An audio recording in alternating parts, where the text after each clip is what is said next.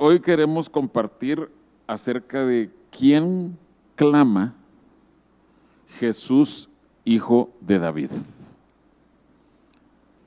¿Quién clama Jesús, hijo de David? Y si yo les hago a ustedes la pregunta, creo que todos casi de inmediato nosotros vamos a decir Bartimeo, ¿verdad? Entonces vamos a hablar de todos los que claman Jesús, hijo de David, excepto Bartimeo, porque ya todos ustedes han escuchado mucho acerca de Bartimeo y mensajes preciosos. Pero en el libro de Mateo aparecen otros personajes que claman a Jesús, hijo de David. Posiblemente, y miren, ustedes pueden meterse a diccionarios bíblicos, pueden consultar con los que hacen comparativos de los evangelios, los que dicen que van a explicar las incongruencias o inconsistencias en los evangelios. Y este punto es un punto no resuelto. Para empezar, en Mateo capítulo 9, no vamos a ir ahí. En Mateo capítulo 9 hay dos ciegos, ¿sí?, que claman a Jesús, hijo de David. Y en Mateo capítulo 20 hay otros dos ciegos que claman a Jesús, hijo de David. Y los estudiosos no se ponen de acuerdo si es una inconsistencia en el relato, si uno de ellos, si eran dos o si eran cuatro. Si uno de ellos era Bartimeo, es posible, pero lo que quiero que veamos es qué nos dice el libro de Mateo acerca de ellos, los que clamaron a Jesús, hijo de David. Ahora, ¿por qué era tan importante ese título de Jesús, el hijo de David? Hemos escuchado en prédicas que cuando Bartimeo, él dijo, Jesús, hijo de David, ten misericordia de mí. Yo lo he escuchado desde niño, desde joven, que esa frasecita, cuando resonó en los oídos del Señor Jesús, eso movió al Señor Jesús para que dijera, ay, me están llamando por ese nombre, yo tengo que hacer algo. Y yo creo que sí tiene algo de verdad, es verdadero, pero no es toda la verdad. Creo que hay más cosas y Mateo se encarga de describir algunas de esas cosas. Pero, ¿por qué es tan importante ese título, ese nombre de Jesús? Jesús, hijo de David. Quiero que sepan que al estudiar, ahí sí que todos los personajes en el Antiguo Testamento, David es uno de los personajes más identificados con el Señor Jesús. De los reyes es el que más se identifica con él. David es un ancestro natural y espiritual del Señor Jesús. Los dos linajes, natural y espiritual, David es un ancestro. Y alguien dirá, bueno, por supuesto que también Salomón y Roboam y todo el linaje por donde pasó, si vemos las genealogías. Pero en el Antiguo Testamento, cuando se inicia una de las genealogías, dice claramente Jesús, hijo de David. Así lo declara de inmediato, hijo de David. Otra cosa, creo yo que esta es una similitud muy a propósito de parte del Espíritu de Dios. Tanto David como Jesús comenzaron sus ministerios siendo de alrededor de 30 años de edad. Y esa es una edad importante, es una edad para iniciar ministerio. Y ustedes dirán, pero ¿por qué es eso tan importante? Porque nos muestra una sombra muy clara de el reinado, el gobierno de David era algo que estaba siendo un precursor o una sombra del reinado, del gobierno del Señor Jesús. Otra cosa, y aquí sí, yo solo se los voy a mencionar, yo espero que ustedes tomen notas y que ustedes después lo cotejen en las Escrituras. En cuanto a los padecimientos, los sufrimientos que tuvo David, cuando el Señor Jesús estuvo en la tierra, Él tuvo algunos padecimientos. Miren, es impresionante trazar ese paralelo entre David y Jesús.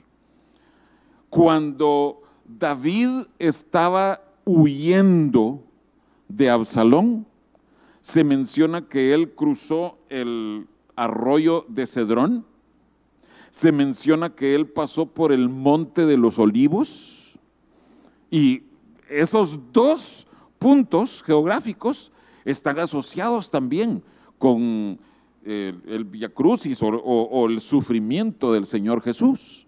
Tanto Cedrón como, ¿qué fue lo otro que les dije? Bueno, el monte de los olivos. O sea, estamos viendo que las Escrituras ponen una comparación, un paralelo entre esos padecimientos. Pero una de las cosas que sobresale aún más es que los dos fueron traicionados por sus más íntimos, o de los que estaban más íntimos a ellos respectivamente. En el caso de David tenemos el caso de Ahitofel, cuya palabra se cumplía. Tenemos el caso de Absalón, que también lo traicionó, pero en los Salmos encontramos varios pasajes en donde David está hablando de los que lo traicionan a él, y los Salmos claramente son citados cuando Jesús está siendo traicionado. Entonces, al ver todo ese cúmulo de ideas, de conceptos en donde hay ese paralelismo, podemos decir, cuando Jesús vivió aquí en la tierra, fue conocido como Jesús, hijo de David. Y creo que la gente lo estaba diciendo, pero sin estar consciente de la profundidad de ese significado. Pero quiero que nosotros veamos eso en esta mañana. Vayamos, por favor, a Mateo capítulo 15. Vamos a ver claramente que no fue solo Bartimeo. Y hermanos, si ustedes alguna vez el Señor los pone a compartir acerca de Bartimeo, adelante, hermanos. Son lecciones maravillosas que el Señor nos muestra con Bartimeo, pero quiero que sepamos, no fue el único. Y la Escritura nos muestra detalles preciosos de otros que llamaron a Jesús hijo de David. Mateo, ¿qué les dije? Bueno, estamos ahí. Hermanos, ustedes tal vez van a estar como mi nietecita, que yo le digo, es que mira, tú eres tan linda, ¿cómo es que te llamas? Porque a mí me gusta oír cómo ella dice su nombre. No es que se me estén olvidando las cosas. Quiero que sepan que yo aquí tengo abierto en Mateo 15, 22, no se me olvidó. Bueno, tal vez mi esposa duda de lo que estoy diciendo, pero Mateo 15, 22. Y he aquí, una mujer cananea que había salido de aquella región, clamaba diciendo, Señor, hijo de David, ten misericordia de mí. Mi hija es gravemente atormentada por un demonio. Y miren esto, pero Jesús no le respondió palabra.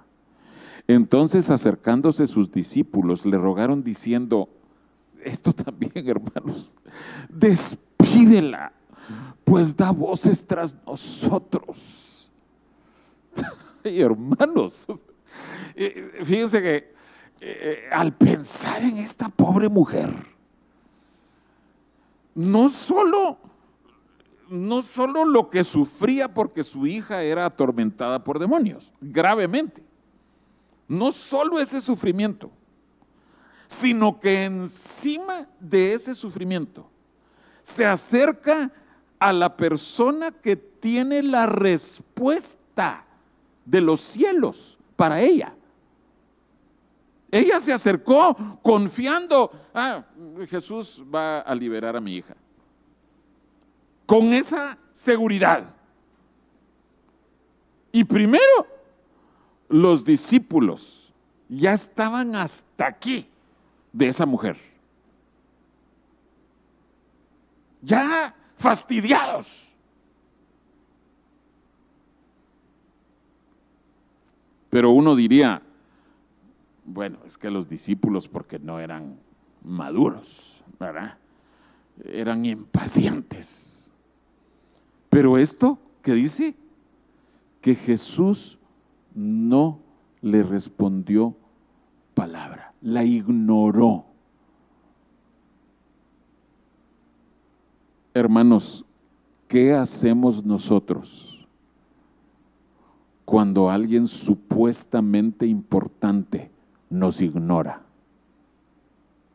Yo les puedo decir lo que yo pienso.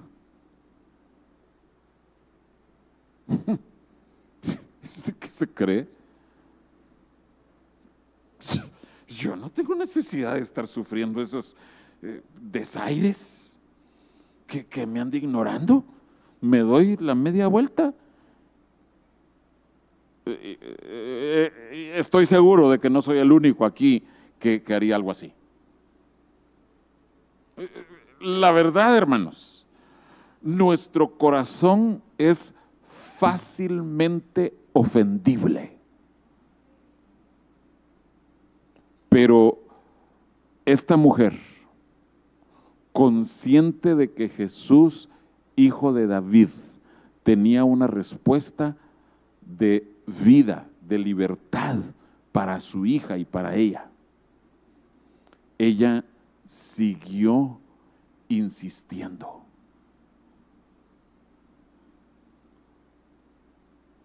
Y yo creo, hermanos, que los discípulos no llegaron en secreto con Jesús a decirle, Señor Jesús, por favor, despídela.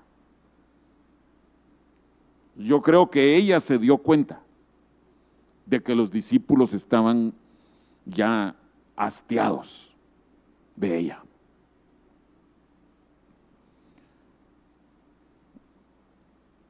Hermanos, perdonen, yo no conozco a alguien que tenga, déjenme decirlo así, esta pobreza de espíritu, que esté dispuesto ese alguien a que se hable mal de él o de ella, que se le rechace, que se le ignore, o tal vez yo juzgo por mi condición, pero el Señor, hermanos, el humilde, infinitamente humilde, estaba poniendo estas pruebas en la vida de esta mujer. Era, por decirlo así, a ver hasta dónde va a llegar esta mujer. ¿A qué es capaz de llegar a ser con tal de alcanzar al hijo de David? Después de ignorarla, ustedes conocen el pasaje, Jesús claramente le dio a entender que lo que él como judío pensaba de todos los no judíos no es correcto dar el pan del pueblo de Dios a los perrillos, a los perros, que así consideraban los judíos a los gentiles. ¿Qué harías tú si aquel que tiene respuestas de los cielos para ti se atreve a decir que tú eres un perro o una perra? ¿Estás dispuesto a aceptar ese golpe?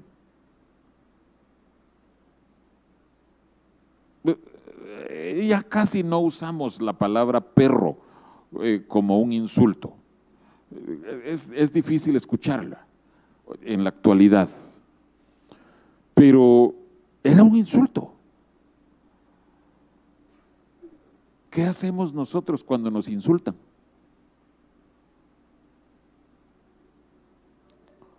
¿Saben que hay personas llamadas cristianas que insultan de vuelta? Que con señales gesticulan, haciéndole ver lo que piensan de la otra persona. Hermanos, nosotros pensamos, no, un cristiano es incapaz de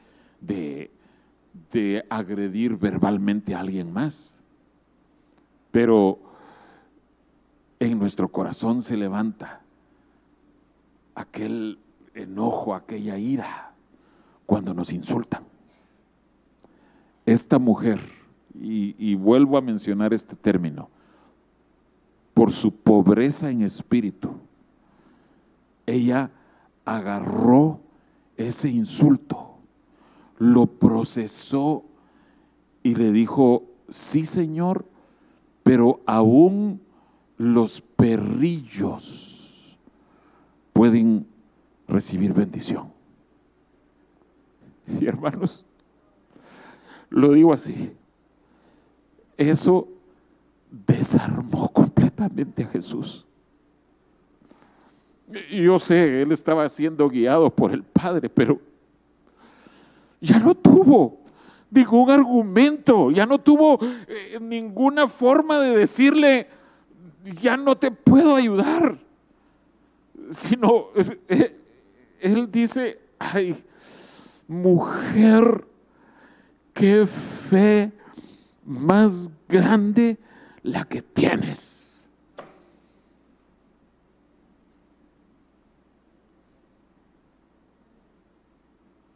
Esa mujer le dijo a Jesús: Jesús, Señor, Hijo de David. David estuvo en circunstancias en donde él tuvo en sus manos la muerte. ¿Se acuerdan del caso de Nabal? ¿Y cómo se llamaba la esposa de Nabal? Abigail. Tocó el corazón del rey.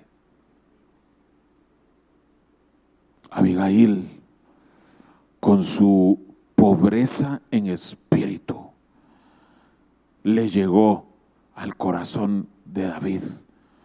No me refiero románticamente, después él se casó con ella, pero en el momento de evitar, de impedir que David derramara la sangre de Nabal. Dios se encargó de juzgar a Nabal, pero David no ensució sus manos juzgándolo.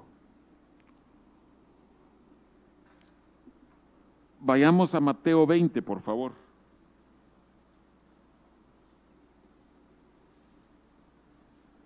Mateo 20, versículo 30.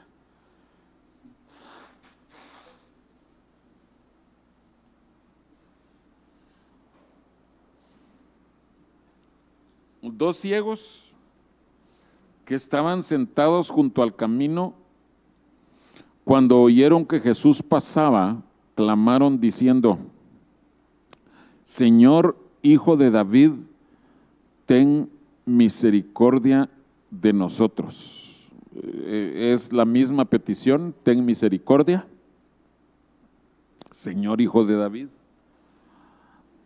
Y la gente les reprendió para que callasen. Encontramos lo mismo que veíamos en la mujer sirofenicia, la mujer cananea. Pero ellos, los ciegos, clamaban más diciendo: Señor, Hijo de David, ten misericordia de nosotros. Y deteniéndose Jesús, probablemente, como hemos escuchado en otros mensajes, porque él oyó el título con que lo estaban llamando y les dijo: ¿qué queréis que os haga? Ellos le dijeron: Señor, que sean abiertos nuestros ojos. Fíjense que, y esto ustedes lo pueden comprobar,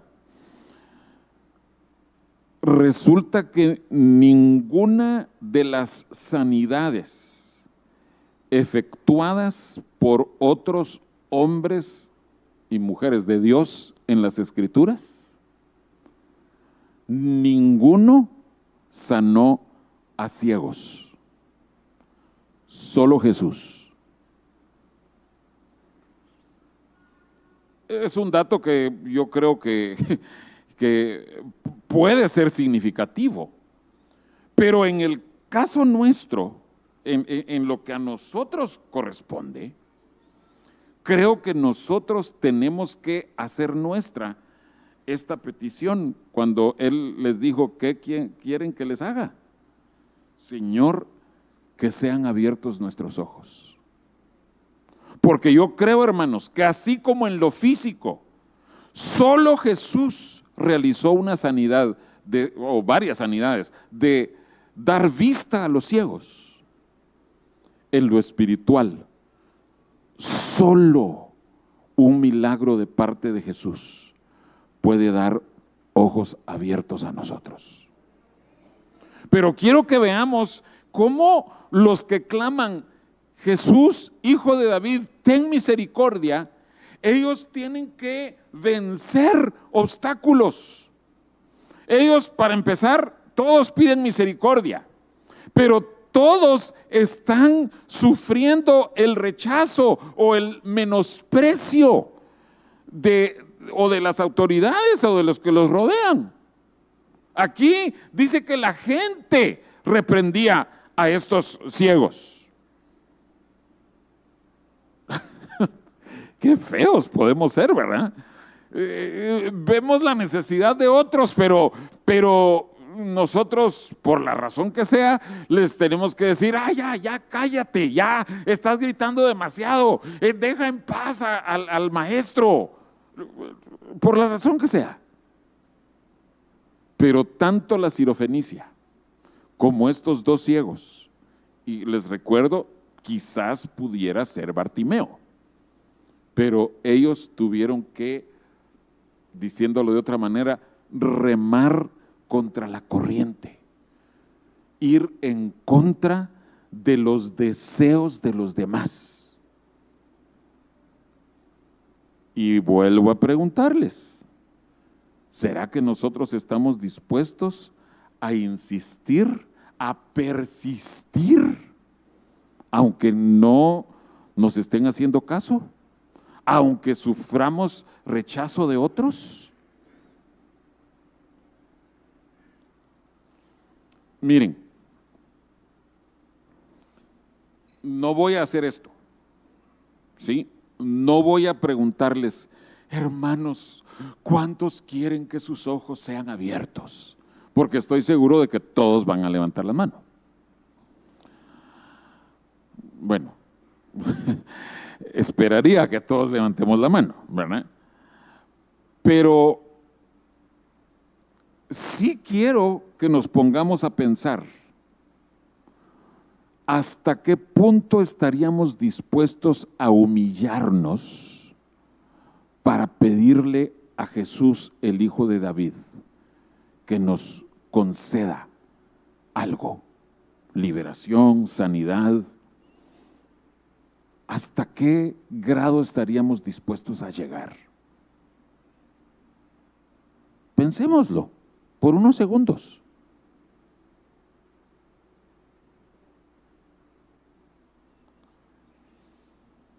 Y les digo, hermanos, no es automático en el corazón humano que nosotros queramos que nuestros ojos sean abiertos. ¿En qué capítulo era que estaba en Mateo la historia de la Sirofenicia? Mateo 15. Regresemos a Mateo 15, por favor. Justo antes de la historia de la mujer sirofenicia en Mateo, quiero que veamos ahí en Mateo 15, versículos 12 en adelante. Lo de la mujer cananea comienza en el 22, pero en el 12 al 14, prestemos mucha atención, especialmente por lo que estamos viendo de los dos ciegos que le pidieron al Señor. Entonces, acercándose sus discípulos, le dijeron: ¿sabes que los fariseos se ofendieron cuando oyeron esta palabra? Pero respondió Jesús y dijo: toda planta que no plantó mi Padre Celestial será desarraigada. Dejadlos. Son ciegos. Dice otras cosas ahí, pero miren lo que dice el Señor. Dejadlos. Son ciegos. Eso, hermanos, a mí me da pánico. Porque existe una gran probabilidad de que estando nosotros aquí en el pueblo de Dios, nosotros nos sintamos tan confiados, tan cómodos, que nosotros, aún siendo ciegos, nosotros no sintamos necesidad de que nuestros ojos sean abiertos.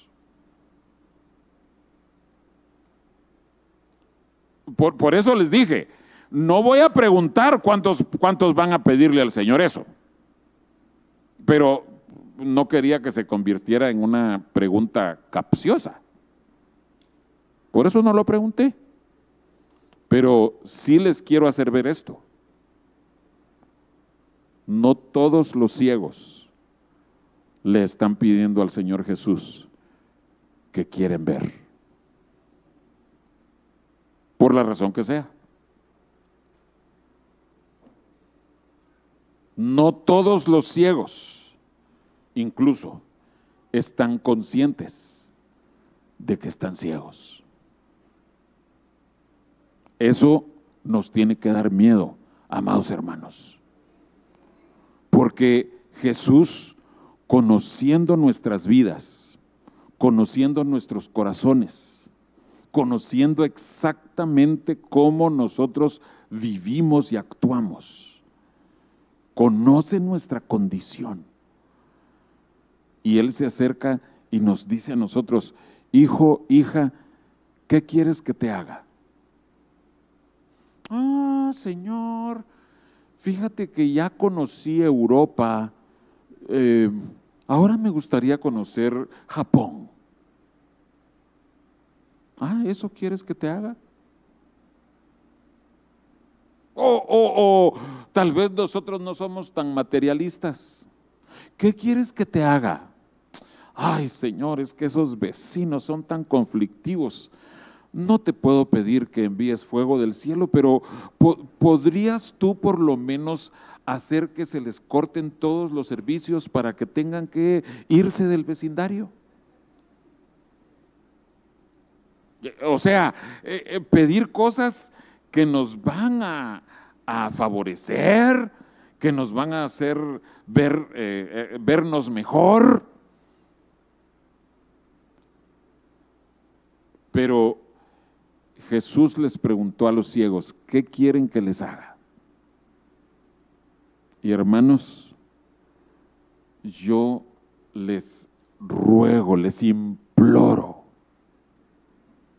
que cada uno de nosotros podamos decirle, Señor, yo quiero ojos que te vean de verdad.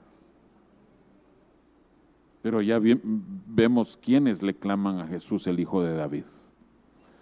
Ven su propia necesidad, están conscientes que están ciegos y están dispuestos a insistir, a ir más allá de unos obstáculos, de personas que estén